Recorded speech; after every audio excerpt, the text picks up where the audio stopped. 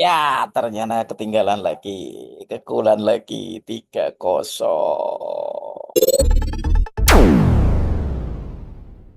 Assalamualaikum warahmatullahi wabarakatuh. Salam sejahtera buat kita semuanya. Jumpa lagi dengan saya di babak kedua atau full time Indonesia U17 melawan Korea Utara U17. Masih dengan saya Rudi Cahyo, masih selalu di acara Kata Rudi Cahyo edisi spesial sepak bola yang senantiasa membahas tentang tim nasional tercinta kita Garuda. Dan usai sudah babak kedua, tadi sebenarnya sebelum video ini usai, begitu saya mau mengupload itu babak kedua sudah mulai dan kita kebobolan lagi 3-0. Dari situ sebenarnya memang sudah ada firasat yang ini pasti ngena nih. Ngena itu artinya untuk gol yang ketiga, sementara pada waktu turun minum atau di setengah permainan mungkin sudah berancang-ancang akan memperkecil kekalahan atau bahkan mungkin bisa jadi membuat itu jadi seimbang. Paling tidak berharap mungkin barangkali ada keberuntungan untuk bisa memenangkan di adu penalti atau semacam itu, tapi ternyata kita kemasukan lagi jadi 3-0 dan itu ngena banget. Artinya sesuatu yang mungkin sudah dibangun optimismenya untuk kembali eh, menyiasati bagaimana caranya bisa mengambil peluang lah sekecil-kecilnya dari Korea Utara. Dan mungkin barangkali saja peluang itu dalam tanda kutip berupa keberuntungan. Bisa saja kita bisa memperkecil jadi 2-1 atau bisa mengimbangi jadi 2-2. Tapi ternyata sudah hangus di 3-0 ketika gol yang pertama terjadi dengan sangat cepat. Gol yang pertama di babak kedua maksudnya ya. Atau gol yang ketiga. Itu terjadi sangat cepat. Dan ketika mental itu sudah kena, udah mulai fokus agak sedikit kedodoran. Meskipun secara mental sebenarnya pemain U17 ini cukup bagus lah ya sebenarnya secara mental. Cuman masalahnya itu ketika secara mental mereka memang nggak down, tapi kan yang terpengaruh jadi fokusnya. Sama kayak kemarin ketika Afghanistan kena langsung 2 gol sekaligus kurang dari 1 menit. Ini juga sama seperti itu, ini juga meskipun tidak melukai secara mental, tapi ini cukup mampu menghilangkan konsentrasi. Jadi gol ketiga itu di awal babak kedua dan selanjutnya gol terus-menerus beruntun sampai dengan akhirnya hasilnya 6-0. Nah, ini yang perlu diwaspadai seperti yang saya katakan di video yang pertama bahwa lawan-lawan semacam ini itu nanti akan banyak di Piala Dunia U17, mungkin di Piala Asia yang akan datang. Itu pasti akan sangat banyak.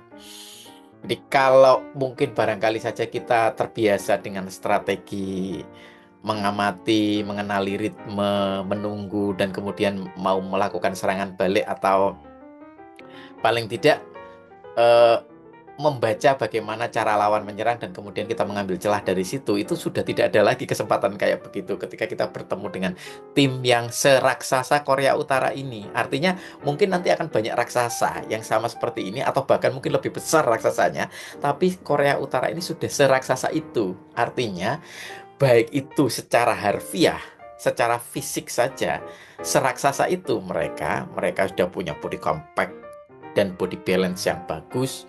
Mereka body charge kuat, baik man to man marking maupun zonal marking mereka sudah menguasai, sehingga ketika mereka diberikan ruang saja 1 atau 1,5 sentimeter itu pasti sudah menjadi wilayah kekuasaan mereka. Nah, tetapi ketika diberi ruang yang sangat agak lebar, mereka cuma butuh 2 atau 3 pemain untuk penuh di zona itu. Sedangkan pemain kita harus mengejar dengan speed yang mungkin bisa jadi 2 atau 3 kali lebih cepat ya untuk mengimbangi langkah kaki Korea yang jauh lebih lebar.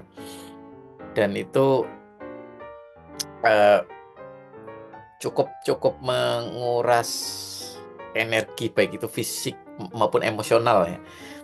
Nah, itu yang bikin kita itu kayak diajari atau diajak main bola sama bapak-bapak ya. Bukan ini berarti kemudian mengatakan bahwa secara penampakan mereka itu seperti bapak-bapak, tapi bodinya, tubuhnya itu seperti tubuh orang dewasa. Dan untuk sepak bola yang modern, lagi-lagi itu seperti sebuah keharusan.